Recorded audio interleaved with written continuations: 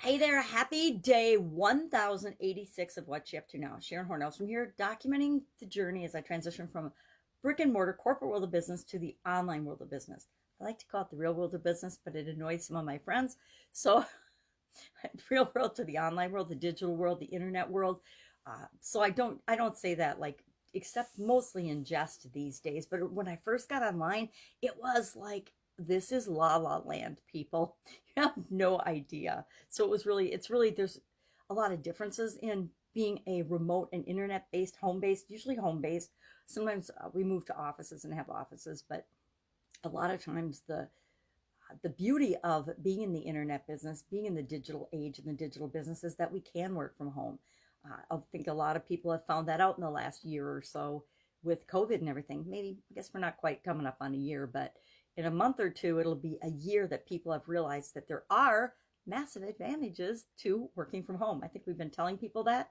Of course, there's the same disadvantages that there's always been. It requires a certain amount of discipline and organization and things that sometimes people have a hard time creating on their own. So that leads to our topic today. I was thinking about, and I specifically said, what's your break point? Not your breaking point, because that's a very different thing. Our breaking point is very different than when we need to take a break, when we need to stop and pause and recharge our batteries. What got me to thinking about this is yesterday I was doing a whole bunch of organizing and sorting and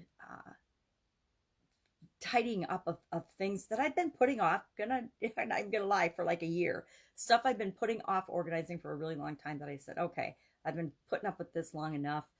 I guess I reached my breaking point in terms of tolerating it. And I said, all right, I need to do something about this. I need to pick it up, organize it, sort it, figure it out, and make it work for me.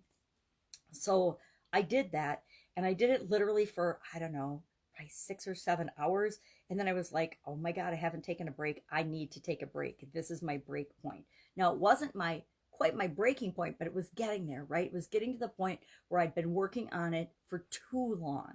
And normally, if I'm doing a work project, I actually schedule in break points, time off, just time to reflect, time to do certain things, time to plan, time to do different activities that are a break between activities so that I'm not doing, oh, I'm not on the phone for too many hours in a row, or I'm not writing too many hours in a row, or I'm not trying to read too many hours in a row, things like that.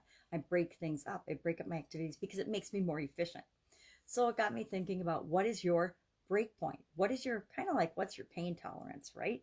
How long can you do an activity before you need to take a break? Some people can go a really, really long time without taking a break. And to me, it seems the more excited or energized I am about a project, the less I need breaks.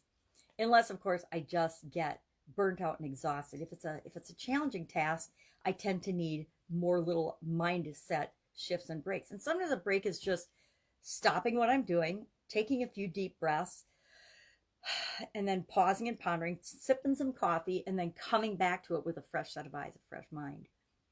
So I'm curious, do you think a high or low break point? As in, not breaking point, as in, I've had it, I've fed up, I can't take this anymore. I have a super duper high breaking point. My breaking point is like unhealthily high. I will keep doing something till it literally kills me, even though I should take a break and stop doing it. So I've learned that I can't just focus on what's my breaking point. I need to know at what point do I just need a break, a refresher, a recharge. Maybe you just need a fresh cup of coffee. So you walk and you get a fresh cup of coffee. In corporate, it seemed easier because people were always interrupting, right? Once everybody got to work, it was a steady stream of interruptions, every 5 to 15 minutes. If you could get a 15-minute block of time in corporate America, it was a good day, because you could actually get a few things done. But normally it's a steady stream, depending on what your role is and how many people you're reporting to, how many people you interact with, which my jobs were always super interactive with other people. So, and all the departments in the organization I interacted with. So it wasn't just like my own department that we were doing things about in, it was everybody else needed things from us as well. So I'm curious, share in the comments below, what is your break point? Hey, every hour I need a break. So then your break point's an hour. Every 2 or 3 hours? What is it for you? Do you even know what it is for you? I guess depending on the activity, I sort of know what it is for me, but it's something I want to think about this week because I've never really paid a ton of attention to it. I've always just scheduled my time and my life based on the commitments that I've made, not necessarily what is 100% best for me and when am I most efficient and most effective based on when I take a break or when I stop doing something. So I will ponder that this week and get back to you.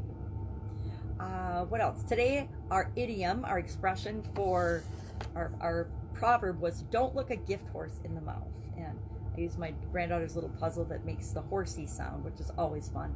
I love it when she's been here because it reminds me of all the cute toys and props and things I can actually play with even when she's not here. So of course that means don't be ungrateful or don't judge too much something that's given to you as a gift or out of kindness. And of course, it does depend on your relationship. I speak to things with respect to business relationships, and when it's a business gift, it should be seen as an absolute positive kindness gesture, an act that's above and beyond what is expected or required. In business, a gift is always something extra and should never be judged or criticized or given any undue meaning or intent to. It should be just seen as an absolutely positive kindness and a bonus and something to be grateful for. Our centering challenge today, we're doing not one fun thing. Last year was one fun thing every day. This year is we're doing one thing every day that centers you.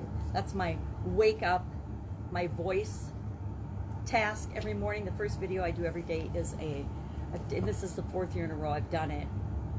And this is actually not my 4th 365-day challenge. It's at least the 5th, but it was originally do one thing every day that scares you, to stretch my comfort zone, to get me so that I would do videos. And in order to do that, I had a little book that I got the idea, well, I wanted to stretch my comfort zone for another business and I didn't do it. I was going to do it with a friend and we ended up not doing it. And I had remembered that I had this little journal book called Do One Thing Every Day That Scares You. And so I committed to myself that every day that year I would go live on video and I would do a video doing the thing that's we were supposed to stretch our comfort zone about from that journal. And then I realized as I was going to the cabin for a couple more years that they kept making these books, they kept producing these books, and so it made it a really easy way for me to wake my voice up every day. So in the morning, usually this will be my most gravel-gerty video, although all of them tend to be gravel-gerty because that's my voice. But I just take and I share with my magnifying glass, of course, what the saying or the activity is for the day. Sometimes, depending on the topic, for fun, sometimes it was you had to draw something or do an actual physical activity. Same is true with centering you. I would imagine we're only on day 18, so I'm not sure exactly what they're going to all be because I don't look ahead. It's whatever the day is, I open it up, we share it, and then I go out and do it during the day just like I asked the folks doing the challenge to do. And it's fun, but I suspect this one is going to actually personally challenge me because I wouldn't consider myself one of the most centered people on the planet. Probably not. Like this one didn't have us rate ourselves on a scale of 1 to 10. Maybe we should do that. Maybe we'll do that tomorrow. We didn't rate ourselves about how centered do we think we are on a scale of 1 to 10. We'll do that tomorrow. And then I would say I'm probably not a very centered person. So it'd be interesting to do that at the beginning of the year and then at the end of the year, which is what we did for fun. And I think we did that for Scares You too, but I don't think we did it for Happy. Maybe we did. I don't remember. Anyway, doesn't matter. I'm wandering and meandering. I tend to do that sometimes. So those are the 2 main pieces of content that I'm doing every day. And then of course this, documenting my journey. Since I can't see these days, I should have like, even a couple of these wouldn't help. Maybe. I guess if they were clean, they might help. But I use a lot of magnifying glasses, a lot of 62-inch screen TV, blow everything up from my computer and my phone so that I can actually see it and respond. I love it when people pick on me about typos and things now. And I have to admit, I used to be that person that would sometimes, not very often, but once in a while, I would correct people's grammar or spelling. And now I'm like, heck no. If I can figure it out, it's close enough.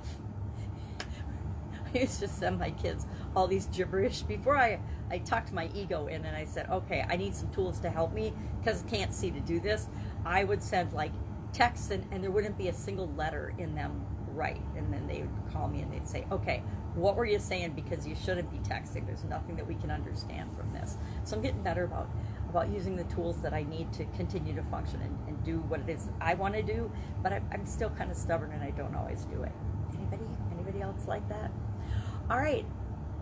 That's all I've got. I'm working on the next challenge. It's going to be, I think I'm going to do Get Up and Go still. I really feel good about that challenge, and I suspect that as challenging as 2020 was, 2021 may prove to be just as or even more challenging. You know, it's like any other year. We never really know what's going to happen or what we're going to get, but it's feeling, at least the first 18 days of this year, have felt bleh, and just kind of energetically challenging. And so I suspect, just like last year, it's going to be challenging. So we're going to get up and go in the direction that we want to, and we'll do that beginning February 1st. My plan is to start February 1st. Might start a little sooner. I'll take a peek at the calendar today, but my intent right now is to start February 1st, and we will do a 30-day free Get Up and Go challenge.